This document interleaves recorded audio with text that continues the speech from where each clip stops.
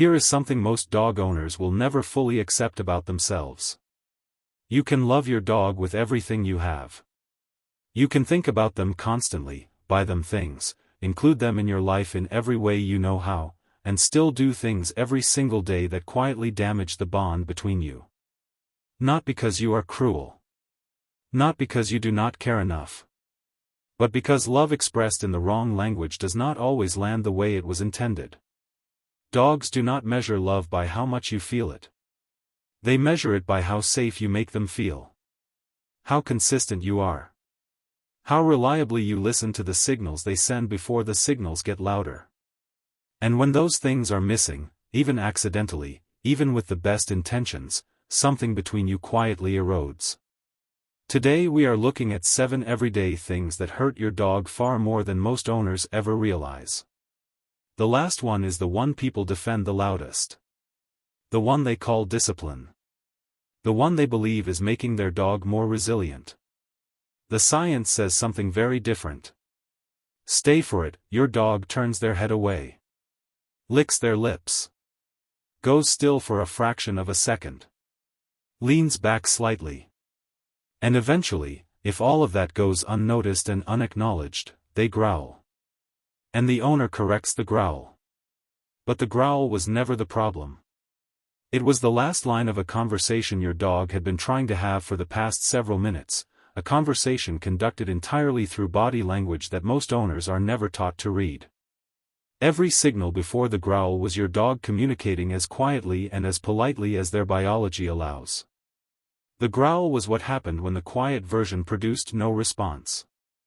When we punish that final signal, we are not teaching our dogs to be calmer.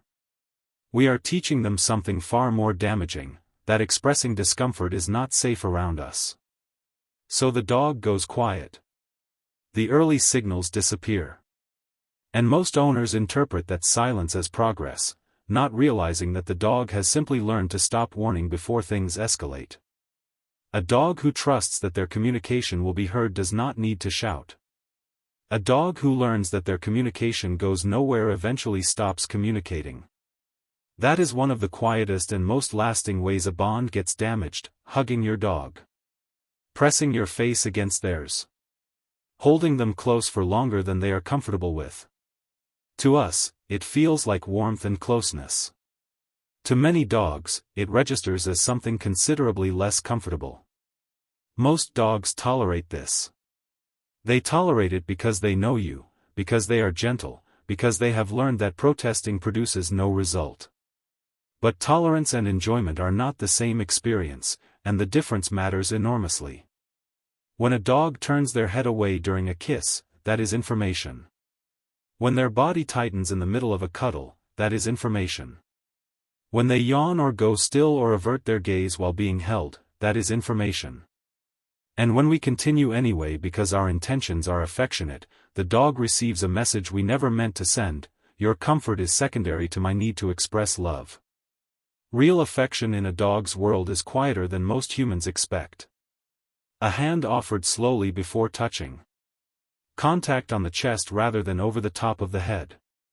Space to move away without being followed. Touch that feels chosen rather than imposed. When you learn to offer affection that way, something shifts. Your dog does not just feel touched, they feel respected. And those are genuinely different experiences for them. 3. Rules that change with your mood. Yesterday the sofa was fine. Today it is not. Last Tuesday the jumping made you laugh.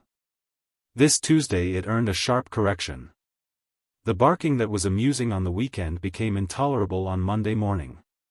Humans navigate inconsistency because we understand context. Dogs do not have access to your context. They only have the pattern, or the absence of one. And patterns are how dogs build their understanding of what is safe, what is expected, and who you are to them. When the rules shift based on what kind of day you are having, your dog cannot construct a reliable map of the relationship. And without that map, they live with a low, constant level of uncertainty that never fully resolves. Not because you are harsh, because you are unpredictable. And unpredictability has a real cost. It creates dogs who are more watchful, more hesitant, less able to fully settle in your presence. Consistency does not require perfection. It requires showing up recognizably, being enough of the same person enough of the time that your dog can build something stable around you. 4. Walks that are only for you. For a human, a walk is movement. A distance covered, some exercise completed, a box ticked. For a dog, a walk is their primary way of reading and orienting to the world around them. Who passed through, when, in what state? What has changed since yesterday? What is familiar, what is new, what needs attention? When every single walk becomes a series of corrections, leave it, come on, keep moving, not now, faster, your dog loses one of the most important mental and emotional outlets available to them. And over time, the walk shifts from something that feels like shared experience to something that feels like being moved through a world they are never allowed to understand. Letting your dog stop and investigate is not indulgence. It is allowing their brain to do what it was built to do.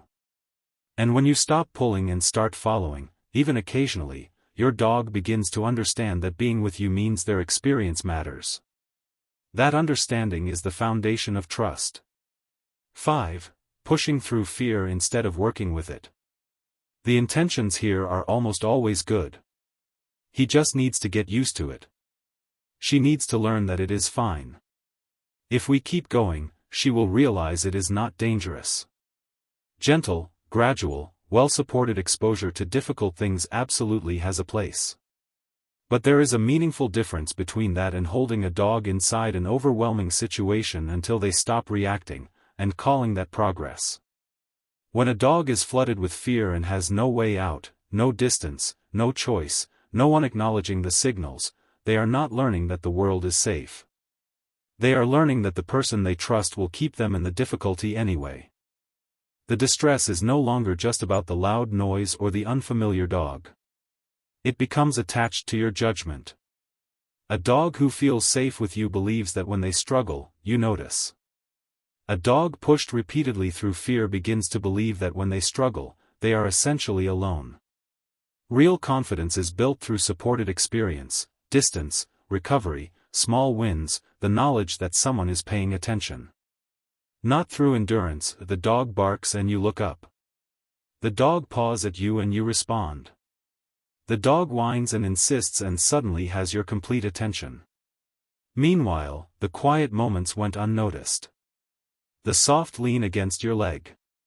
The calm look from across the room. The toy placed gently at your feet without any sound. The brief check-in at the doorway that asked for nothing except to be seen. Dogs make bids for connection constantly. Most of those bids are small and quiet and easy to miss because they do not interrupt anything. And if the only bids that consistently produce a response are the loud ones, your dog draws a completely logical conclusion: calm is invisible, intensity gets results. That is how some owners create the very neediness they find exhausting, not by giving too much attention, but by making quiet connection invisible until the dog has no real option but to turn up the volume. In those soft moments, your dog was not asking for much. They were asking to be noticed. And when you catch one of those moments and respond, it lands differently than any response to the louder version ever could. 7. Meeting confusion with intimidation. The firm voice. The looming posture. The repeated correction delivered with frustration rather than guidance. And the justification that follows reliably: the dog is stubborn, the dog is testing limits, the dog needs to understand who is in charge. But in most of these moments, the dog is not being defiant. They are confused. Underinformed. Working with unclear signals and trying to figure out what is actually being asked of them. And when confusion is answered with pressure and intimidation, something specific and measurable happens. The dog does not become more confident or more secure. They become more cautious. More watchful. Less willing to try things in case trying leads to consequences. Research into training methods has found that dogs trained with more aversive approaches showed signs of more pessimistic thinking. They were more likely to anticipate a negative outcome in uncertain situations. And critically, this was not a change in behavior alone. It was a change in how the dog experienced the world. When a dog is already struggling to understand, and our answer is to make them feel smaller, we are not building anything. We are confirming that the world, and the person in front of them, is less safe than it appeared a moment ago. None of this makes you a bad owner. It makes you human.